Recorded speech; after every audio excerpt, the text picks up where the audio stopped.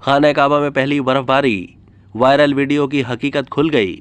مسجد الحرام کی social media پر viral ہونے والی ایک ویڈیو نے سب کو حیران کر دیا، جس میں خانہ کعبہ میں پہلی بار برف باری ہونے کا دعویٰ کیا جا رہا تھا۔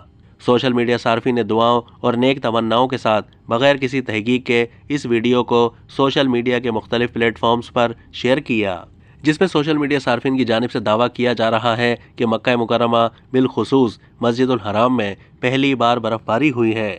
یہ ویڈیو اس قدر وائرل ہوئی کہ اس نے نہ صرف پاکستانی عوام بلکہ دنیا بھر کے مسلمانوں کی توجہ اپنی جانب مرکوز کر لی۔ تاہم اب سعودی حکام کی جانب سے وضاحت پیش کی گئی ہے کہ سعودی میٹرولوجیکل سینٹر نے سوشل میڈیا پر وائرل ہونے والی خانہ کعبہ میں برف باری کی ویڈیو کو جعلی قرار دے دیا ہے۔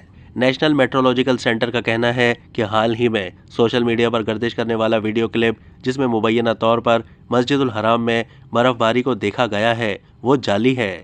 اب تک کے لیے اتنا ہی۔ مزید معلومات کے لیے ڈیلی جنگ کے یوٹیوب چینل کو سبسکرائب کیجیے۔